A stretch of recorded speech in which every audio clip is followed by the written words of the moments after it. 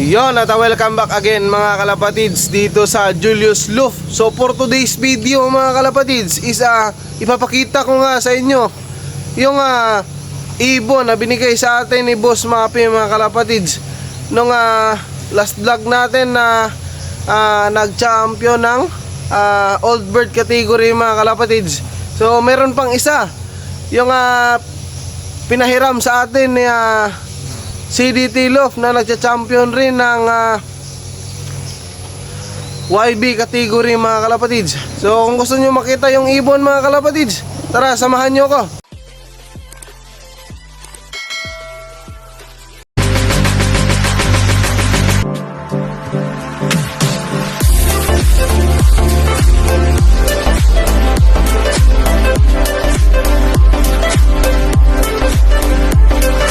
So tara mga kalapatids, andito yung ibon ni Boss Mapi at saka ni Boss Christian mga kalapatids.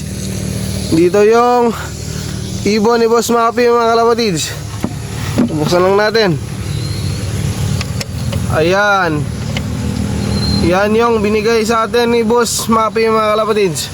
Tsaka eto naman yung nahiram natin mga kalapatids. Tsaka Boss Christian mga kalapatids. Ayun, grabe. Tigas. Ayan mga kalapatids, ang gandang ibon mga kalapatids. So anong tawag niyan mga kalapatids? Di ko alam kung anong tawag na dyan sa ibon na yan. Medyo nabubulol-bulol pa tayo. Ano mga kalapatids? Dito lang natin nilagay mga kalapatids kasi meron pa tayong ibon doon na merong inakay mga kalapatids. Ayan. So update lang dito sa loft natin mga kalapatids. Dito meron tayo ditong na breed na ibon. So meron na silang inakay mga kalapatids. So yung isa hindi napisa, yung isa lang yung napisa. Siguro baog na yan mga kalapatids, yung itlog na yan. So di rin naman sa kanilang itlog yan, pinayaya ko lang. So dito mga kalapatids sa loft natin, ito pa rin sila mga kalapatids. Ayan. So tatlo yung nawala sa atin mga kalapatids. Yung isa is umuwi ng Himamaylan City mga kalapatids. Kasi hindi naman talaga sa atin yon, nabili lang natin yon. So sabi ng nabilhan rin ng nabilhan ko, sa dagit lang pala yon. So ayun, umuwi doon sa Himamaylan City nung last training natin ng San Carlos City mga kalapatids. So naging 0 tayo mga kalapatids. So hindi tayo nakasali ng derby race mga kalapatids. So sayang naman. Pero okay lang yun, babawi tayo next time. Ayan mga kalapatids, sila pa rin yung magkakasama dito. Silbi 9 sila dito mga kalapatids, kasama na itong Paris ng umuwi ng Himamaylan City. So meron nga silang YB. So ayan. So hinahandfeed ko lang para naman matulungan ko yung nanay na para hindi ma-stress yung nanay o di kaya hindi gaanong pumayat mga kalapatids. So di pa nga sila nakaronda mga kalapatids. So parorondahin natin sila mga kalapatids. Yan, sarado natin to. Dito, buksan natin dito.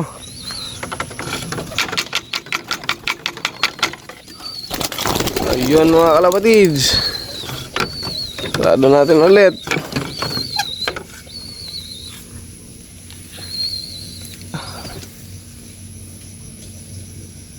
Ayan mga kalapatids. Ganyan nga sila dito mga kalapatids. Biglang mawawala kapag magro-ronda. Tapos babalik na lang bigla. So check natin mga kalapatids kung merong naiwan. Ayan, so ayan, meron nga naiwan. Hindi natin yan pinalalabas kasi baka pipitik. Wala nang magsusubo niyan. So tayo na lang, di naman tayong mama niyan eh. Ba tayo magsusubo niyan? Susubuan lang natin para matutulungan natin yung nanay, mga kalapatids, para nang sa ganun na hindi gaanong pumayat. So time check, mga kalapatids, it is 8:49, mga kalapatids. Ayun lang sila, mga kalapatids. Ayan. So morning routine, paronda ng may araw. Ayun, mga kalapatids. Ayun, ang gaganda, ang gagaling nyo sa training. Pagdating sa karera, ubos. Ayun, mga kalapatids.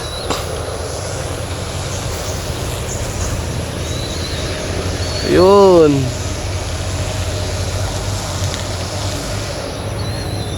Ayan sila.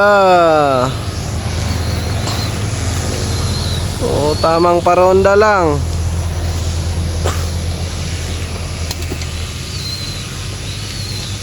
Nandyan lang sila paikot-ikot. Di naman sila nagpapa taas ng pataas. Ayan. O, kung napansin nyo is yung ibon natin is 11 yun. So ngayon 8 na lang, mga kalapatids. Kasi nga yung ibon natin na 3 is nawala nga. Hindi nakauwi sa training.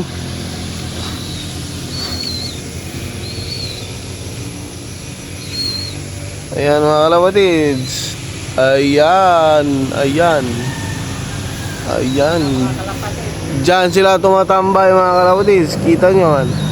Ayan. Diyan sila tumatambay.